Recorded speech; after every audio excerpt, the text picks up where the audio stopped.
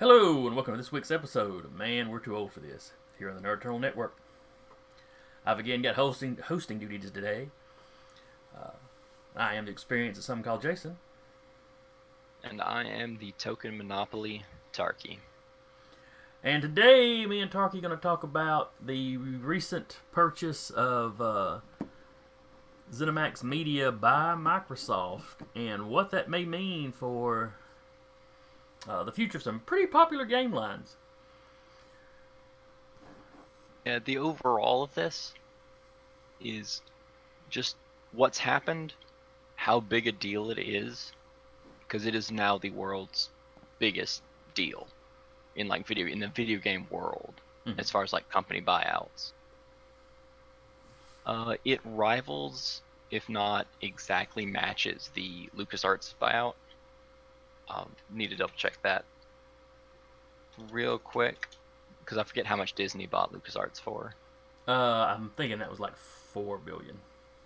I mean, it was a huge. Oh, it was. Yeah, Disney buys Lucasfilm for $4 billion. Yeah. Microsoft bought Zenimax Media for $7.5 billion, almost double. Yowza. Which is something insane for me to think of now Zenimax owns Bethesda, id, and a lot more smaller studios afterwards. Mm-hmm. So it's multiple game studios. Yeah. And Zenimax got its own online stuff. Yeah, Zenimax is a thing that in its own right as well. It's just Bethesda's kind of the most well-known name under that umbrella. Mm-hmm. So it's multiple things, but when Disney bought out LucasArts or Lucasfilms, it was considered such a wacky, ridiculous number, and now we're just a few years down the road, and suddenly a deal almost double the size is happening. That's not really unusual. In these sorts of things, it doesn't take very many years for that to go up. Cause I can remember when Thor, one of the early Thor movies, making $200 or $300 million was impressive. Now you got to be hitting about the billion mark to really be impressive. Yeah, the numbers have jumped up with popularity. But see, another big thing this does is it offsets the current console war, which I enjoy this because it's such the console war is a wacky thing to me of it's always right now it's Sony Microsoft are all fighting each other, and Nintendo's over here making just I don't think in the last few years it's been record profits, but they continue making huge profits and they're just letting Sony and Microsoft do their thing. Well, just sit there and do their own thing. Right. So Microsoft had more game studios running than Sony by just a little bit. Article I read said 15 to 14. But with this buyout, Microsoft now gained 8 new game studios of varying sizes. Yeah. But that means just in production teams in general, they now have a huge margin of error now.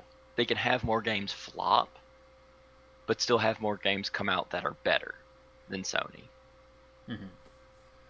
I mean, some of that will depend on the individual teams, of course. But yes, but it's the ideology of they now have more studios that can create exclusive content for their product. Now they've said that, hey, the next Elder Scrolls game, the next Fallout game, I think they've discussed it and been like, hey, anything that was stated it was going to be on PS5 already, openly, and things stated that they would be exclusive, will stay that way. So, and I wonder if they're term, it's not going to be a big change in the short term. I'm wondering if their marketing team might have had something to do with that. If somebody was smart enough to go, if you if you suddenly pop in now and make Fallout or Elder Scrolls, Xbox exclusive, there's gonna be a lot of blowback from that. But it does put into question like other games, because Bethesda alone is Elder Scrolls, Fallout, Doom, Quake, and Wolfenstein. Now, Quake has kind of gone the way of Quake Champions, where it's kind of just probably going to stay a solo game. Oh, okay. But with Doom and Wolfenstein, I can see exclusivity being a thing that happens. Even though Doom Eternal was a big release. Now, you say Bethesda, but were those games still being made by id and just published by Bethesda? Who was behind the design of them? That's fair enough, but also it is under Zenimax as well. I completely get that. That was really more for my curiosity whether or not Bethesda was like licensing the stuff out, doing it themselves or not. With Doom Eternal, it was still on the marquee pages, so I have to assume they were doing the programming stuff for it. Okay. And it wasn't on the classic Bethesda engine, so I have to assume it was on the id engine, or whatever the id's current engine is. Yeah, I don't know if they use the same one for Doom and like what was it, Rage? Was there a newer IP they've done a couple with them? Yeah. I haven't tried them out. There was a time when id would have been the big name that they picked up in this deal, but it's okay. Still just kind of there. Phil Spencer, the company's executive vice president, said in an interview the games would be available to other consoles on a case-by-case basis. So yeah, it's probably going to be their Elder Scrolls and Fallout, probably going to stay as far-reaching as they can have it, while some of the titles that don't have as many games under their belt back to back to back on multi-console will probably end up getting exclusivized. Well, you got to expect them to mostly crack their own stuff out. Though it is an interesting ideal, or an interesting thought of Microsoft cranking out PS5 games.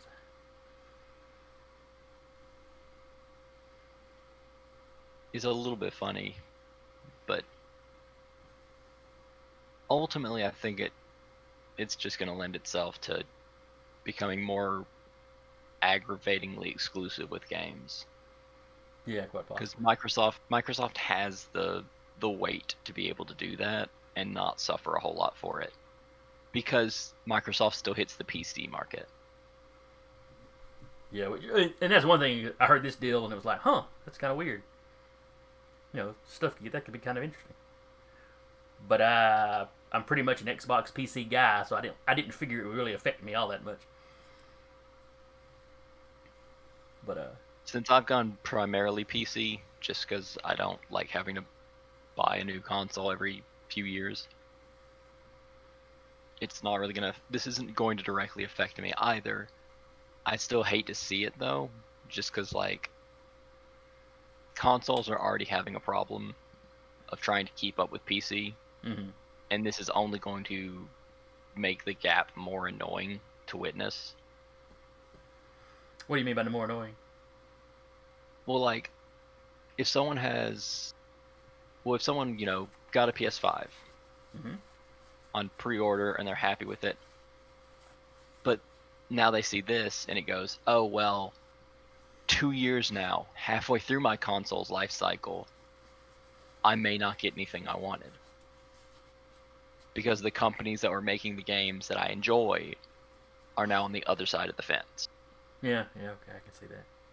Whereas people on the Xbox PC side just go, oh, hey, my game released today.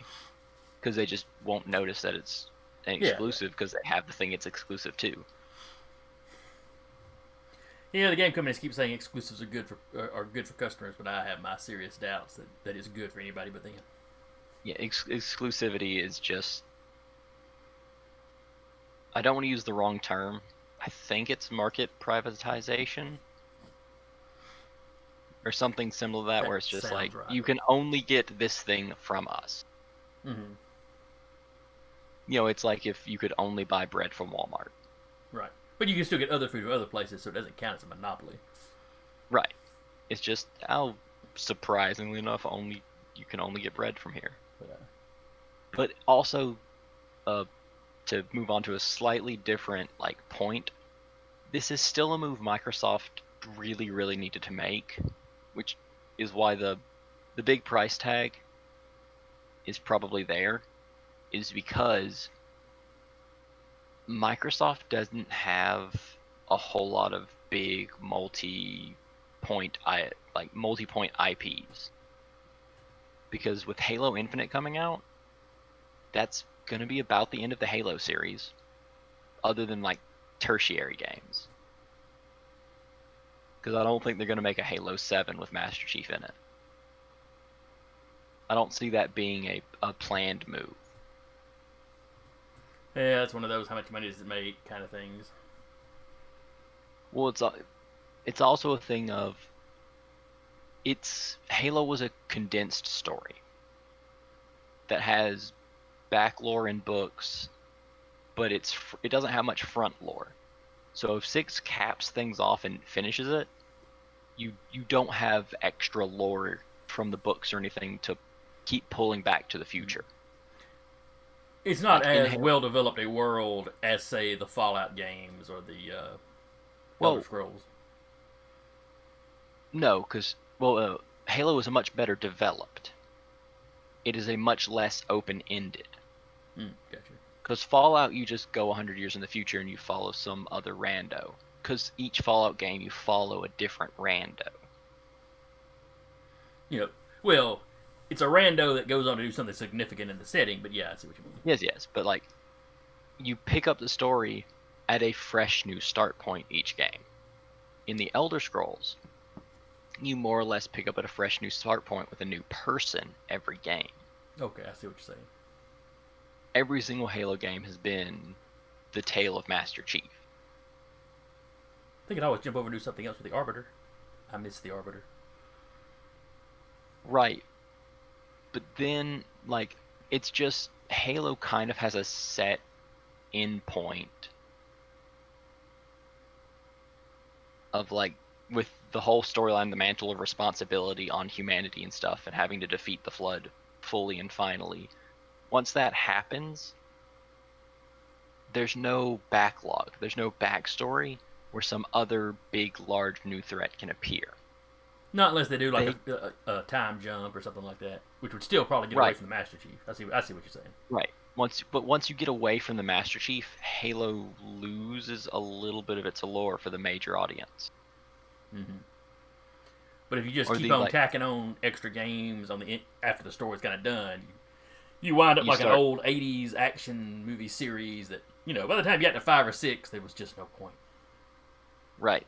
So this buyout gives you Elder Scrolls Fallout, which are 2 IPs that are strong.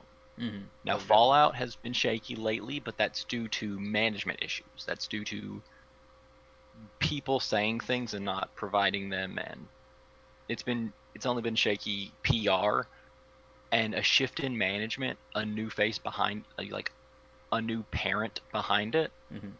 changes how that's going to look. Yeah. So Fallout will probably be back on a pickup scale, depending on what Microsoft does with Fallout 76, if they change anything. Well, 76, for all the bad press it got to begin with, they have pretty well fixed it. I mean, it's got a single player game now, Yeah, I've but only played a little bit.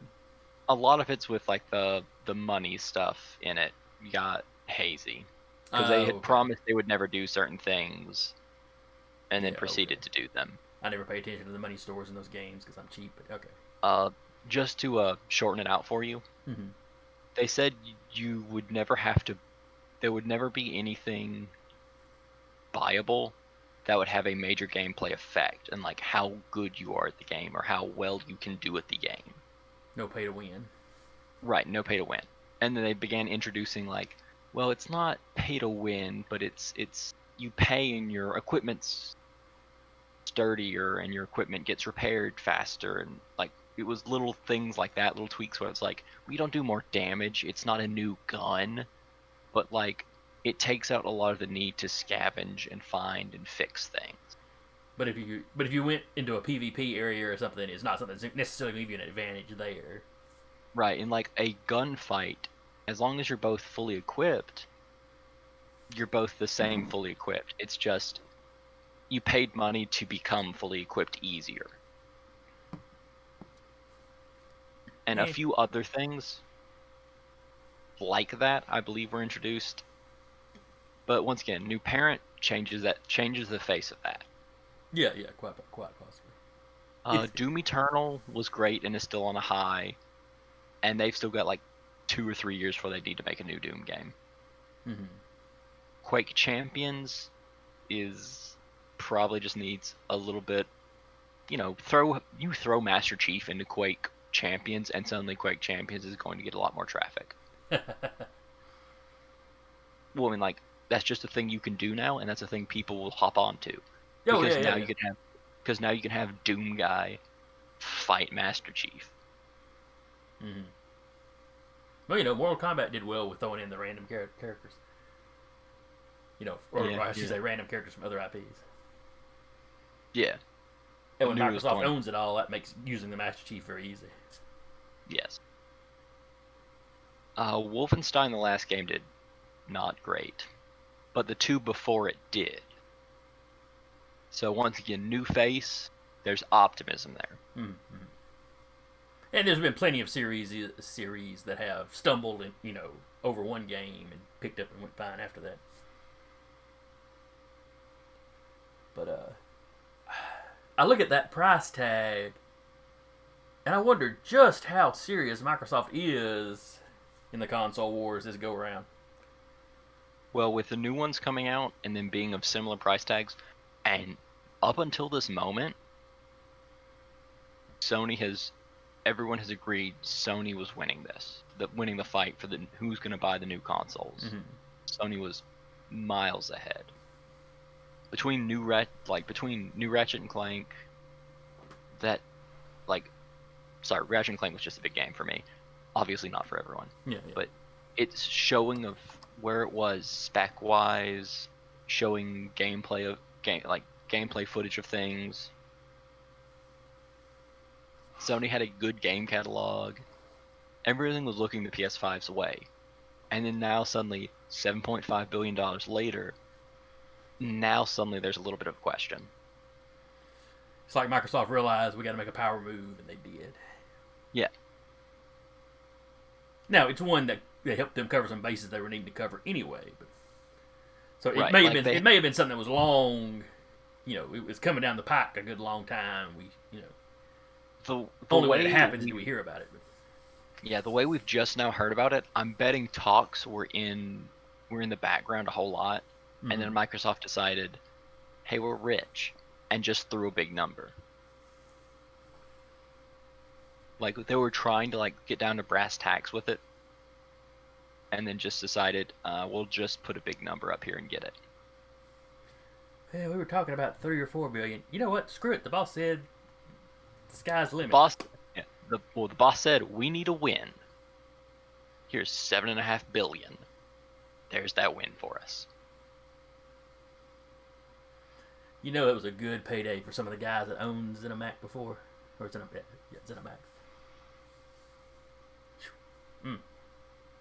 Well, yeah, it's your great grandkids are never going to have to work a day in their lives. But I wonder how long it'll take them to earn that money back with this studio, though. I mean, I say that, and I think you have another, if the next Elder Scrolls does like Skyrim did. You're going to have a Skyrim release on the new Xbox and the new PS5. Which is a little insane to me, given how old that game is, but I don't doubt you. See, now comes where I want to speculate, because I doubt it's going to happen. Because there's other important things. Bethesda's new title that I can't remember the name of. It's either I think it's Starfield. I know they're working on their new on sci-fi one. The new space sci-fi one. Mm-hmm. It's on a new engine. Oh, let's cross our fingers that it's less buggy. Well, no, now there's an internal argument because Microsoft has the new Slipspace engine for their Halo games. Okay. But that was going to be the flagship Microsoft engine. That was going to be the engine Microsoft used for its games going forward. But now they've also bought a company that also has a new engine. So is Microsoft going to run Bethesda games under the new Bethesda engine or id Engine? I'm not sure which one specifically it was branded under. Yeah. Or is Microsoft going to say, put those on the back burner or put them to the side only for this and that, and every other game made by you is going to have to be under the Slipspace? And which would be better? Because I love the That will Bethesda be games, but I own Fallout 3 on the computer, and it won't run on my computer. It's so buggy. So I wonder if having a Microsoft engine to run on your Microsoft console and Microsoft Windows, if that might not be better as far as stability goes. well. That was also the thing with Bethesda in general, is they had been running on an old engine for a long time. Yet still couldn't get the bugs worked out. Well, it was an engine old enough that like they had to keep introducing like new physics things into it for newer games, and it kept Oh, and every time they bolted something new onto it, it would cause new right. problems. Okay. It's a I think they call it spaghetti code. Is Ooh, where okay, like yeah, you yeah, keep yeah. adding so much stuff on that something you added in 2004 and something you added in 2016 suddenly have a crosstalk that you didn't know would exist, and it messes up a bunch of numbers in the background. That makes sense.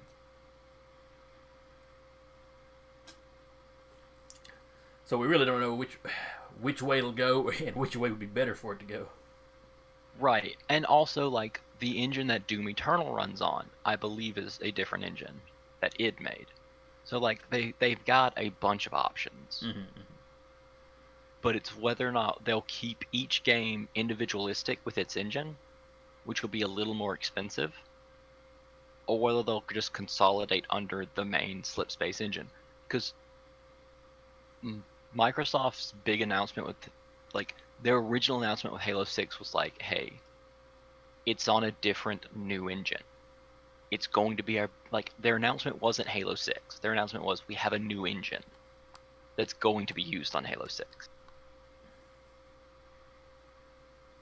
So now it's just suddenly they've bought a couple other game engines too. It's whether or not they'll strap them in or they'll kick them out the door. Or if they'll be smart enough to sit back and let an initial game come out on each one, and then just see which engine works better, which one does more, which one's stabler. Hmm. I say that because I'm going to harp on that with Bethesda. Yeah, because Bethesda is known to be super unstable. Mm-hmm. Which a new engine might solve all that. I hadn't heard about how old their engine was or the spaghetti code aspect of it. So having a new engine that does kind of all that stuff they needed to do from jump, it's kind of fully integrated. Might settle a bunch of that problem. Now, Microsoft does also have a history of these big money deals. Because back in 2014, when they bought Minecraft, it was a $2.5 billion deal for Minecraft alone. Mm-hmm. And they've made their money back from that.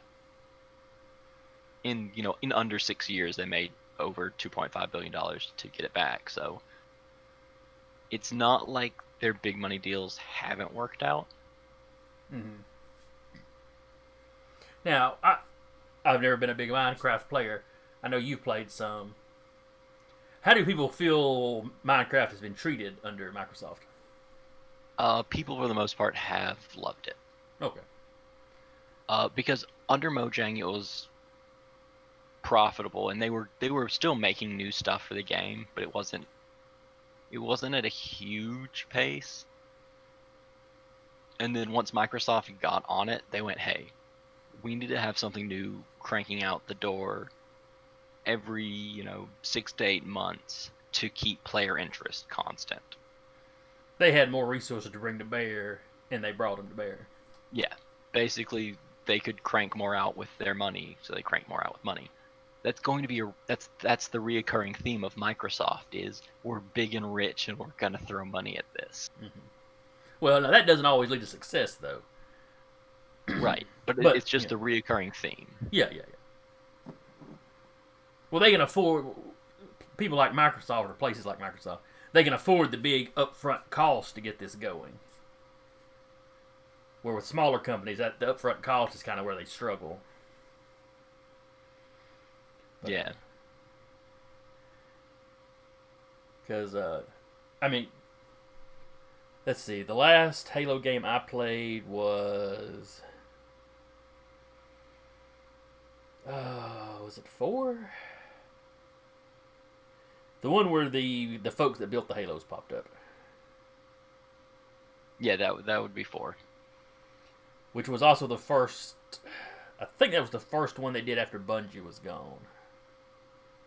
The first one fully done without any Bungie influence. And I thought that one was kind of lackluster. I have not played Guardians or whichever one came after that. But yeah, Halo 5 was met with kind of meh. Mixed reception. I mean, I didn't think it was god awful or anything. But like, yeah, it was still a Halo game. But like, usually me and Todd will play through those. We played it a little bit one day, got maybe a third of the way through it, and Todd hasn't touched it since. Another friend of ours, Patrick, we were hanging out with him, and me and Patrick sat down and started up where me and Todd had stopped, and then me and Patrick played through the rest of it that day. So I got through the whole thing, and I thought the new aliens were neat, but and I played through Reach, which I think was mostly, what was it, Studio... 343. 343, okay. I can't remember what the numbers were. And I thought Reach was pretty good. I liked the ending stuff on it, but I would point to that as one time Microsoft bought somebody that didn't work out. They kind of bought Bungie, and Bungie got away somehow. Yeah. And the replacement Bungie, I was kind of like, about. I see what you're talking about there. But again, I thought it was a little lackluster. I didn't think it was like a huge disaster of a game or anything.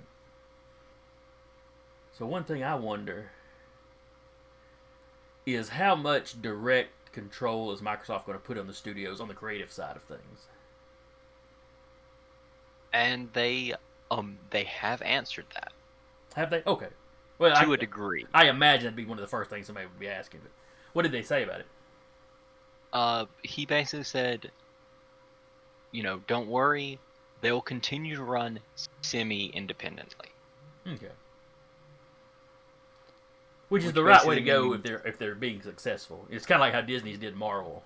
Here, just keep doing what you're doing. Just take our money and do it. Yeah. And then when you earn money, give that back. As opposed to Star Wars that they took and kind of actually took control of. Yeah, like this is mostly a like they're talking like it's mostly going to be a distribution thing. Mm-hmm. Rather than a changing how they make games thing. Which is smart, because, why go out and buy a company if you're just going to make it just like what you're already doing? Yeah. Well, that being said, the way Phil Spencer, Microsoft's president of games, I forget what his actual title is, but he's the dude in charge of most game stuff. The way he talks... It's a little worrisome that he may just mean we're going to have them finish out all the projects that are currently opened by them the way they want to end them, and then we'll start doing things our way. Because they don't give like a for the expected future kind of statement or anything like that. It's just they're not about to become us. It was a weird. It's a kind of a weird phrasing multiple times in it, where it's like They're not about to be us. They're not, you know, it's just the statement of about to be rather than they're not going to be. Which Or might be just they're nothing, not. or it might be them hedging Right. their bets not to make any promises that get broken later. Yeah, it's kind of making the promise that the stuff you've already heard will be from their brain, not from us poking at them. Which at least means they're not going to rush in to make a bunch of changes, so that's good. Yeah. I'm glad to hear the things I've already heard and am excited for will probably not be affected by this decision. It's just moving forward. Things are going to be different. Yeah, the next Elder Scrolls game should be fine. The one after that, who knows? Who knows? But that's to be said for any game. It's very true. Once we hear about it, it'll probably be about what we heard about, and then the next one's up in the air. It's just this was big news because it's so much money, and it's so many game titles. And for the especially for the casual gamer like me, yeah, it really came out of the blue. I'd heard nothing. Boom, $7.5 billion. With Bethesda's PR constantly going down, and once again, Zenimax Media, never really heard of it. Bethesda was kind of the face, because you knew it and Bethesda were, attached at the hip because of Doom in the casual sense. Zenimax I was only familiar with from the Elder Scrolls Online. I knew they were doing it. I listened to the Elder Scrolls Lorecast some. Same fella also does a Fallout Lorecast, but to assume. But anyway, he had mentioned Zenimax a few times because he uses sound effects in the games. He always credits the sound effects from, either owned by Bethesda or Zenimax. I didn't realize Zenimax owned Bethesda. I thought they were just an online company that had licensed the game or something. Because I don't pay a lot of attention to the behind the scenes stuff with most of this. I say that at first. A little bit later, I think either somebody on the podcast had mentioned it, or I read something that that's the parent company. Okay. Though some of these other studios they've got I haven't heard of at all. Tango GameWorks. I'd have to hold on. And some of those might be mobile game companies or something. I don't know. I don't know how broad a spectrum Zenimax owned.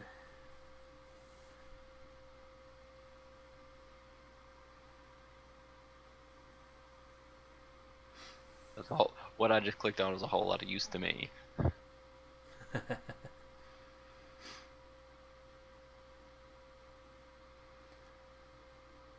But I imagine a lot of people heard this news and got a little concerned about the Elder Scrolls and Fallout. I have to admit, I bought one of the Doom games a while back on one of the Steam sales, and that's the first time I bought an id game in I don't know how long. Yeah, I don't recall games made by id other than Doom right now. Doom, the original Wolfenstein. Going back further than that, before they were a big name, you had Commander Keen. Which was there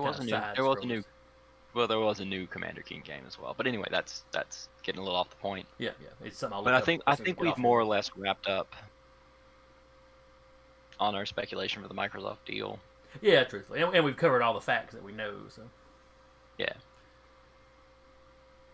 But so, big power move in the console wars. I wonder what Sony's response to it will be. What they'll try to do to get recapture their momentum.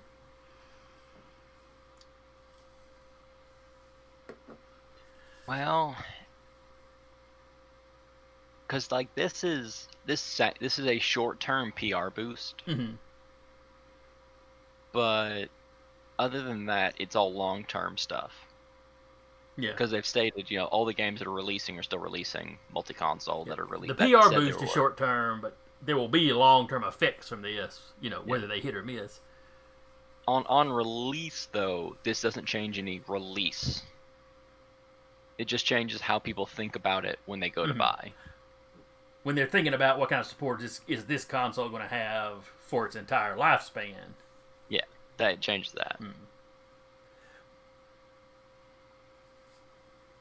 Well, I'll be curious to see how it works out. And I can definitely say I would rather Microsoft have bought them out than Sony. Because, like I said, I tend to go Xbox. Yeah, you go Xbox PC, which are Microsoft and I should be Microsoft. safe regardless. And let's face it, that's what's important. I think that's a good statement to wrap this up on. Yep, I think so. No matter what, Jason's safe. And that's what matters. So anyway, we'll wrap up here. I've had hosting duty today. I'm the experienced some called Jason. And I've been the token info dump Tarky. Yeah, you were kind of our scholar for this one. It was interesting news. Oh yeah, especially if you into video games. It's a shame Danny couldn't be here. I know he played the. Yeah, it's a shame the guy who loves the two game series we've talked about the most wasn't here to gush about the series while we try to get through information. It's a shame. Maybe that worked out all right after all. Anyway, we will see y'all next week. Like, follow, subscribe, all that jazz. You can drop us a line at thenerdeternal@gmail.com. We're a podcast. Pick us up where podcasts are picked up. Indeed. And of course, you can keep up with everything we're doing on at the nerdeternal.com. And I guess that's all the self-promotion we need to do. So yeah, we'll see y'all next week. Send us money.